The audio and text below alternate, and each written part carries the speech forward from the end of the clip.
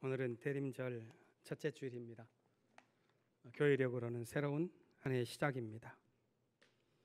그리스도의 오심을 기다리는 대림절은 아기 예수를 모실 자리를 우리 마음에 만드는 기간입니다.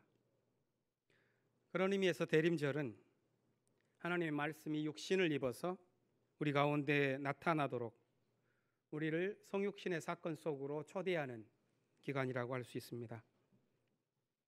이 초대는 하나님과 신비로운 관계를 맺도록 하는 초대이고, 하나님이 우리와 함께 하시는 임마누엘의 신비를 경험하도록 이끄는 초대입니다. 하나님의 현존을 체험할 때, 임마누엘의 사건을 우리가 통과할 때 우리들의 삶은 새로워집니다. 두려움이 아니라 사랑으로 이웃을 대하고 세상을 적대적인 방식으로 살아가기보다는 친구들과 같이 더불어 사는 삶으로 살아가게 합니다. 성서는 그것이 예수 그리스도의 삶을 통하여 이루어졌다고 증언하고 있으며 우리는 그것이 참되다고 믿습니다. 예수 그리스도는 이 세상의 증오와 핍박의 도구를 녹여서 하나님의 사랑을 드러냈습니다. 대림절에 우리 모두는 가슴에 간직하고 있던 깊은 열망을 드러냅니다. 그것은 자기 삶의 가장 깊은 곳에 그리스도를 모시는 것입니다. 예수를 삶에 모신다는 것은 두 가지 의미가 있다고 하겠습니다. 내적으로는 자신이 새로운 존재로 거듭나고자 하는 바람이요, 외적으로는 역사의 어둠을 뚫고서 정의와 평화를 꽃피워내려는 바람입니다. 이런 바람을 가진 대림절의 기간에는 세상에서 겪은 우리들의 경험 또한 투영되어 있습니다. 유한한 인생을 살아가면서 우리들은 마음속에 하나의 간절함을 품게 됩니다. 그것은 온전한 삶에 대한 그리움입니다. 누구나가 어린 시절에는 누가 앞서느냐 뒤서느냐 하는 그런 선후의 문제에 집착하게 되고, 또 장년이 되어서 삶을 가꾸어 나가는 과정에서는 누가 높이 올라갔느냐 내려갔느냐 하는 고저의 문제에 시달립니다. 더욱 이념의 시대를 지나야 했던 분단국가의 국민들은 좌우의 문제까지 풀어야만 했습니다. 이런 격동의 시기를 지나가는 우리 안에는 열망이 일어납니다. 그것은 누가 앞서거나 뒤서거나 하는 문제, 높이 올라가느냐 내려가느냐 하는 문제, 좌에 있느냐 우에 있느냐 하는 그런 문제보다도 우리 스스로가 하나님 앞에서 온전한 삶을 살아가고 있는가 하는 것에 관한 열망입니다. 그것은 인간이 인간이나 갖는 존재의 본원적인 열망입니다. 그런 열망은 개인적인 차원의 문제만이 아니라 사회적인 차원의 꿈도 함께 얽혀 있다고 봅니다. 공평하고 공정한 세계를 지어가려는 인류의 모험, 보다 자유롭고 창조적인 내일을 꿈꾸는 청춘의 분투, 거기에는 무언가 거룩한 것이 담겨 있습니다. 그 거룩한 것이 굳이 종교의 얼굴을 하고 있지 않다 하더라도 거기에는 하늘의 무언가를 나의 소망 속에 담아내려는 대림의 열망이 있습니다. 그렇다면 우리가 지금 지나고 있는 이 대림절 기간에 갖는 꿈, 주님의 빛 가운데로 걸어가고자 하는 그런 마음, 그것에 관한 성서의 기록은 어쩌면 인류의 심정에 관한 증언이라고도 하겠습니다. 때로는 인류가 가진 그 간절한 심정이 흐려질 때에는 욕망이 되기도 합니다. 그러한 간절한 심정이 왜곡될 때에는 갈등이 일어나기도 합니다. 그러나 그 욕망과 갈등에도 하늘의 꿈을 품어내려고 하는 간절함이 깃들어 있다고 하겠습니다. 성서의 가르침에 비추어 볼 때 우리의 삶을 지켜나갈 때 필요한 것은 무엇일까요? 대림절 첫째 주일의 말씀은 깨어있음에 관한 주제입니다. 대림절의 신앙은 이 땅에 임하는 하나님 나라를 향해서 깨어있기를 요청합니다. 그런데 다가오는 하나님 나라가 언제 오는 것인지에 대해서 우리가 알 수 있으면 좋지만 우리는 그것을 알 수 없는 불확실성의 시대를 살아갑니다. 그 나라가 임하는 날을 알 수가 없다고 성서는 말합니다. 마태복음 본문은 이렇게 말합니다. 그날과 그 시각은 아무도 모른다. 하늘의 천사도 모르고 아들도 모르고 오직 아버지만 아신다. 그리고 그 사실을 설명하기 위하여 노아를 예로 듭니다. 성서에서 노아는 믿음의 사람처럼 기억되었고 또 의로운 삶을 알리는 전령처럼 이해되었습니다. 그가 만들었었던 방주, 물 위를 떠다닌 그의 방주는 구원과 세례를 미리 보여준 것으로 해석되기도 하였습니다. 그런데 오늘 마태복음서에 나오는 본문에서는 노아의 믿음과 의로움에 관한 언급이 사라집니다. 대신 그가 살아갔던 시대의 한계를 말할 뿐입니다. 예수님은 노아의 시대가 먹고 마시는 일에 집착한 나머지 홍수로 인해 모두 휩쓸려 가기까지 아무도 알지 못했다고 말하고 있습니다. 여기서 주어진 메시지는 분명합니다. 깨어서 준비하라는 것입니다. 42절과 44절이 그것을 말합니다. 깨어 있어라. 너희는 너희 주님께서 언제 오실지 알지 못하기 때문이다. 준비하고 있어라. 너희가 생각하지도 않은 시각에 인자가 올 것이기 때문이다. 예수님은 우리에게 깨어 있으라고 말합니다. 깨어 있다는 말은 뭘까요? 깨어 있다는 말은 자신이 무엇에 사로잡혀 있는지를 분별하고 있다는 말일 것입니다. 분명히 우리가 믿음의 삶을 살아가면서 예수를 따르는 삶에도 개인이 누릴 행복에 관한 약속이 있습니다. 그러나 자신의 목표를 향해 밤낮으로 달려나간다고 해서 우리가 신앙 안에서 깨어있는 것은 아닙니다. 이 세상이 자기 머릿속에 그려놓은 행복을 이루는 것, 그것이 예수의 꿈은 아닐 것입니다. 성서가 말하는 행복은 오히려 하나님이 하신 말씀이 우리 삶 가운데서 이루어질 줄로 믿는 그 믿음 속에서 출발합니다. 그렇기 때문에 성서의 지혜는 우리의 꿈이 이루어질 수 있는 그런 방법에 대해서 가르쳐 주기 이전에 먼저 우리의 꿈 자체를 재구성하도록 만듭니다. 말씀에 비추어서 우리의 꿈들이 깨질 때에는 때로는 고통스럽습니다. 그렇지만 깨어있는 공동체는 고통 속에서 울부짖을 때 자신의 특성을 고스란히 드러냅니다. 우리는 예수님의 말씀을 따라서 깨어있는 사람이 되기를 원하고 깨어있는 공동체를 구성하기를 원합니다. 그러나 우리는 도덕적인 기준을 위반하지 않는 완벽한 사람이 아닙니다. 실패하거나 깨어진 적이 없는, 상처 입은 적이 없던 그런 사람도 아닙니다. 향린에 모인 우리 모두는 깨어졌고 실패했고 상처 입은 경험을 갖고 있습니다.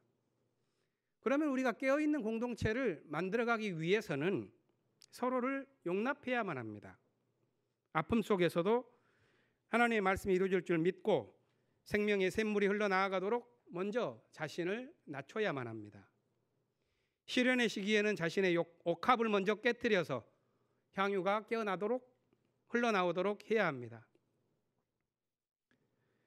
왜냐하면 깨어있는 신앙 공동체는 세상의 질서와는 다르게 움직이기 때문입니다.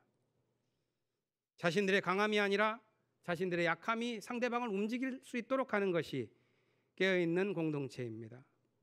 자신들의 승리가 아니라 자신들의 슬픔이 서로를 멀어지도록 만드는 두려움과 수치의 장벽을 부수도록 합니다. 서로를 하나가 되도록 만드는 소망의 자리를 위대한 성공에서 찾기보다는 공공의 난 실패에서 찾는 것이 깨어있는 공동체입니다. 역사를 움직이는 위대한 예언은 모두 그런 자리에서 태어납니다. 예언서의 첫 장을 연 예언자는 이사야입니다. 그는 오늘 본문에서 평화의 세상을 향한 하나님의 말씀을 생생하게 그려냅니다. 이 위대한 예언자가 태어난 시대는 혼돈과 절망의 시대입니다. 그가 예언 활동을 시작하던 때 남유다는 분당국의 불안정과 피해로 고통당했습니다. 내부적으로는 사회적인 결속력을 잃고 외부적으로는 사대주의적인 외교에 휘달릴 수밖에 없었습니다. 먼저 북왕국 형제국 이스라엘이 자신과 아닌 옆 나라인 아람과 동맹을 맺고 공격하기 시작했습니다. 그러자 유대는 그들과 함께 가기보다는 당시에 가장 큰 힘을 가진 아시리아의 그늘 속으로 들어가고 맙니다. 결국 아시리아 제국은 북왕국 이스라엘을 먼저 점령해서 사람들을 포로로 끌고 갔고, 남왕국 유대는 총독을 파견해서 조공을 바치는 봉신국으로 만들어버립니다. 유대가 이토록 불안정한 외교를 할 수밖에 없었던 이유는 내부적으로는 통합적인 정치를 할 수 없는 불신의 시대를 살아갔기 때문입니다. 힘 있는 사람들은 약자들의 재산을 빼앗는 일에 자신들의 권력을 활용했고, 사법적인 공평함을 잃은 사회는 불평등을 키워갔습니다. 종교는 허례의식에 빠져서 정의와 평화를 갈망하는 영혼을 길러내는 일에 관심을 두지 못했습니다. 결국 사회적 동력이 이리저리 찢겨서 분산되었고, 그럴수록 권모술수에 능한 사람들이 득세하면서 정치를 더욱 사대주의적으로 처리해 간 것입니다. 그 시절 어둠이 매우 깊어서 사람들 사이에서는 이제 내일의 기약이 없는 것은 아닌가 이렇게 보았습니다. 그렇기 때문에 오늘 이사야서 2장 2절에서도 그때를 마지막 때로 보고 있습니다. 이런 절망의 시기에 예언자는 무엇에 주목했을까요? 예언자 이사야는 당시의 사람들 마음속에서 움트고 있는 열망에 주목합니다. 그 고통과 어두움의 시기에 사람들은 무엇을 꿈꾸는가? 이것이 예언자가 주목한 대목입니다. 그것을 2장 3절에서 이렇게 표현합니다. 백성들이 오면서 이르기를, 자, 가자. 우리 모두 주님의 산으로 올라가자. 야곱의 하나님이 계신 성전으로 어서 올라가자. 주님께서 우리에게 주님의 길을 가르치실 것이니 주님께서 가르치신 길을 따르자 할 것이다. 그 백성들의 마음속에 있는 그 심정을 포착한 것입니다. 세상의 어둠에 지치고 여인 사람들, 그들의 마음속에 일어나는 생각은 주님의 길을 따르자는 것입니다. 그것은 평화를 이루는 방식에 대한 새로운 비전입니다. 그들이 갈망하는 주님의 평화는 힘의 대결을 통해서 획득되는 것이 아닙니다. 가장 구체적이고 친밀한 삶의 관계 속에서 구현된다는 믿음입니다. 그것이 4절에 나오는 예언자의 비전입니다. 주님께서 민족들 사이의 분쟁을 판결하고 백성들 사이의 갈등을 해결하실 것이니 그때 그들이 칼을 쳐서 보습을 만들고 창을 쳐서 낫을 만들며 나라와 나라가 칼을 들고 서로 치지 않을 것이며 다시는 군사훈련도 하지 않을 것이다. 이와 동일한 예언이 미가서 4장에도 나옵니다. 같은 시대를 살아갔었던 이 두 예언자가 동일한 꿈을 꾸었었던 것은 그 시대가 갈망하고 있던 주님의 길에 대한 사람들의 심정을 그대로 보여준다고 하겠습니다. 이런 예언의 꿈은 평화를 열망하는 모든 시대에 일어납니다. 우리가 맡고 있는 현실도 이것과 겉모양에서는 그리 다르지 않습니다. 최근에 우리 사회는 갈등을 증폭시키는 대결 정치에 함몰되고 있습니다. 점차 미궁에 빠지는 듯합니다. 작년에 한반도에 불어온 평화의 바람도 이제는 희미해지면서 남북의 대화의 문이 닫히고 그 관계는 회복하기 어려울 정도로 벌어지고 말았습니다. 그런데도 불평등한 한미 군사동맹에 기초한 사대주의적인 외교가 지속되고 한반도 평화체제는 요원해지고 있습니다. 실제 칼과 창을 들고 싸우지는 않지만 흑백 논리와 혐오담론에 물든 피폐한 정신이 정치를 물들였고 종교마저도 갈등의 세계를 치유할 수 있는 사랑과 평화의 복음을 살려내고 있지 못합니다. 이사야가 품은 예언의 꿈이 오늘 우리에게만큼 얼마나 소중하게 느껴지는지 모릅니다. 그 예언의 꿈이 우리 민족의 가슴에서 힘차게 일어나야 할 때입니다. 앞길이 모두 막혀서 마지막 때에 이르렀다고 생각한 사람들이 마침내 주님의 길을 따르자고 외쳤듯이 앞이 보이지 않을 때 길은 하늘에서부터 열립니다. 구원을 바라는 유대 사람들에게 이사야가 오너라 야곱 족속아 주님의 빛 가운데 걸어가자 이렇게 외쳤었던 것처럼 우리도 주님의 빛 가운데에서 걸어가자는 다짐을 해야 할 때입니다. 믿음의 사람이란 하나님의 약속이 얼마나 급진적인 힘을 갖고 있는지를 믿는 사람입니다. 하나님의 사랑과 평화의 말씀이 우리를 마침내 변화시킬 것이라는 믿음, 이 세계가 하나님의 약속을 따라 새롭게 지어질 것이라는 믿음, 거기에서 희망이 피어납니다. 이 희망 속에서 성서는 외칩니다. 오너라 주님의 빛 가운데서 걸어가자. 구원을 꿈꾸는 모든 시대와 모든 사람에게 성서는 이 주님의 빛 가운데로 걸어가는 새로운 삶으로 초대합니다. 로마서에서 바울은 두 가지를 권면했습니다. 하나는 잠에서 깨어나야 한다는 것이고, 다른 하나는 예수 그리스도로 가는 빛의 갑옷을 입어야 한다는 것입니다. 그것이 사랑의 복음이 삶을 주도하는 영적 공동체의 특징이라고 말합니다. 먼저 바울은 이렇게 말했습니다. 여러분은 지금이 어느 때인지 압니다. 여기서 때라는 것은 일상적인 시간인 크로노스가 아니라 하나님께서 창조하는 시간인 카이로스를 말합니다.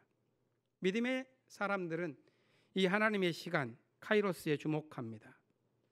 반복되는 크로노스의 시간 속에서 구원의 시간 카이로스를 분간해내는 것입니다. 카이로스를 분간해낸다는 것은 구원이 어디에서 오고 있는지를 바라보고 있다는 것입니다. 바울은 말합니다. 지금은 우리의 구원이 우리가 처음 믿었을 때보다도 더 가까워졌습니다. 믿음의 사람은 밤이 깊다고 절망하는 것이 아니라 12절 말씀처럼 밤이 깊어도 낮이 가까이 온 것을 압니다. 어둠이 깊을수록 새벽이 가까이 오듯이 앞길이 막힐수록 하늘길도 열리는 것을 믿습니다. 필요한 것은 깨어나는 것입니다. 잠에서 깨어나고 어둠의 행실에서 벗어나는 것입니다. 바울이 말하는 깨어남이라는 것은 육체적인 성실을 말하는 것도 아니고 철학적인 각성을 의미하는 것도 아닙니다. 바울에게 깨어난 삶이란 예수 그리스도의 옷을 입고 그분을 본받는 삶입니다. 그것을 가리켜서 빛의 갑옷을 입자는 상징적인 표현을 했습니다. 예수 그리스도를 옷으로 입는 사람들, 그런 삶을 살고자 했었던 바울이 갈라디아서에서 이렇게 그리스도를 옷으로 입는 삶을 가리켜 말합니다. 나는 그리스도와 함께 십자가에 못 박혔습니다. 이제 살고 있는 것은 내가 아닙니다. 그리스도께서 내 안에 살고 계십니다. 내가 지금 육신 안에 살고 있는 것은 나를 사랑하셔서 나를 위하여 자기 몸을 내어주신 하나님의 아들을 믿는 믿음 가운데에서 살아가는 것입니다. 신앙인은 예수 그리스도의 은총에 힘입어서 살아갑니다.